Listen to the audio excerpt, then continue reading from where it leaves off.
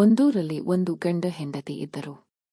ಅವರ ಪೈಕಿ ಗಂಡನ ಹೆಸರು ರಾಮಣ್ಣ, ಹೆಂಡತಿಯ ಹೆಸರು ಸುಶೀಲಮ್ಮ.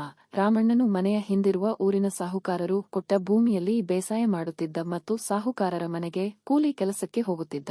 ಸುಶೀಲಮ್ಮ ಕೂಡ ಅದೇ ಸಾಹುಕಾರರ ಮನೆಯಲ್ಲಿ ಮನೆಗೆಲಸ ಮಾಡುತ್ತಿದ್ದಳು.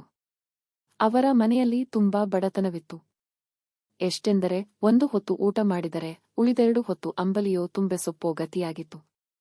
ಬಡತನಕ್ಕಿಂತಲೂ ಅವರಿಗಿದ್ದ ದೊಡ್ಡ ಕೊರತೆಯೇನೆಂದರೆ ಅವರಿಗೆ ಮಕ್ಕಳಿರಲಿಲ್ಲ.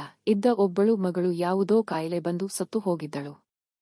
ರಾಮಣ್ಣನ ಮುಖ್ಯ ಆಸ್ತಿಗಳೆಂದರೆ ಸಾಹುಕಾರರು ಕೊಟ್ಟ ಭೂಮಿ ಮತ್ತು ಆತನ ಪ್ರೀತಿಯ ಎತ್ತು ಭೀಮ ಮಾತ್ರ. ರಾಮಣ್ಣನು ಆ ಎತ್ತನ್ನು ತುಂಬಾ ಪ್ರೀತಿಯಿಂದ ನೋಡಿಕೊಳ್ಳುತ್ತಿದ್ದನು.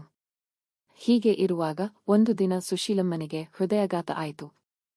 ಕೂಡಲೇ ನಗರದ ಆಸ್ಪತ್ರೆಗೆ ಸೇರಿಸಿದಾಗ ಅಲ್ಲಿನ ವೈದ್ಯರು ಈ ಹೆಂಗಸಿಗೆ ಕೂಡಲೇ ಆಪರೇಷನ್ ಮಾಡಬೇಕು, ಅದಕ್ಕೆ ಸಾವಿರಾರು ರೂಪಾಯಿ ಆಗುತ್ತದೆ ಎಂದರು. ಈ ಮಾತನ್ನು ಕೇಳಿ ರಾಮಣ್ಣನಿಗೆ ದಿಕ್ಕೆ ತೋಚದಂತಾಯಿತು. ಅವನು ಸಾಹುಕಾರರ ಬಳಿ ಹೋಗಿ ತನ್ನ ವ್ಯಥೆಯನ್ನು ಹೇಳಿ ಸಾಲವಾಗಿ ಒಂದಿಷ್ಟು ದುಡ್ಡು ಕೊಡುವಂತೆ ಕೇಳಿಕೊಂಡ. ಆಗ ಸಾಹುಕಾರನು ಅವನಿಗೆ 500 ರೂಪಾಯಿ ಕೊಟ್ಟರು. ಅದರ ಬೆನ್ನಲ್ಲೇ ರಾಮಣ್ಣ, ಇದು ಸಾಲವಲ್ಲ, ನೀನು ನಮ್ಮ ಹೊಲದಲ್ಲಿ ಇಷ್ಟು ದಿನದಿಂದ ದುಡಿದಿದ್ದಕ್ಕೆ ಕೂಲಿ ಎಂದರು.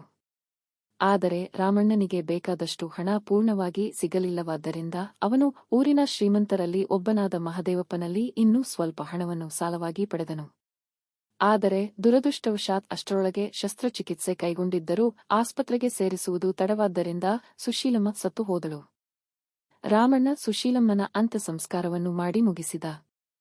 ಸ್ವಲ್ಪ ದಿನಗಳ ನಂತರ ಸಾಲ ನೀಡಿದ ಮಹದೇವಪ್ಪ ಮನೆಗೆ ಬಂದು ಸಾಲವಾಗಿ ಪಡೆದ ಹಣವನ್ನು ವಾಪಸ್ ಕೊಡುವಂತೆ ಎಚ್ಚರಿಕೆ ಕೊಟ್ಟ. ಸ್ವಲ್ಪ ದಿನಗಳು ಉರುಳಿದರೂ ರಾಮಣ್ಣನಿಗೆ ಸಾಲವನ್ನು ಹಿಂದಿರುಗಿಸಲು ಆಗಲಿಲ್ಲ. ಆಗ ಮಹದೇವಪ್ಪನ ಕಡೆಯವರು ಬಂದು ರಾಮಣ್ಣನ ಪ್ರೀತಿಯ ಎತ್ತು ಭೀಮನನ್ನು ಎಳೆದುಕೊಂಡು ಹೋದರು. ಆದರೆ ಮಹದೇವಪ್ಪನ ಮನೆಯಲ್ಲಿ ಅದನ್ನು ನೋಡಿಕೊಳ್ಳುವವರು ಯಾರೂ ಇಲ್ಲದೆ ಅದು ಕೆಲವೇ ದಿನಗಳಲ್ಲಿ ಸತ್ತು ಹೋಯಿತು. ಇತ್ತ ರಾಮಣ್ಣನಿಗೂ ಯಾರೂ ಗತಿಯಿರಲಿಲ್ಲ. ಇದರಿಂದ ಅವನು ಅನಾಥನಾದ. ಇದಾದ ಕೆಲವೇ ದಿನಗಳಲ್ಲಿ ಅವನು ಸತ್ತು ಹೋದನು.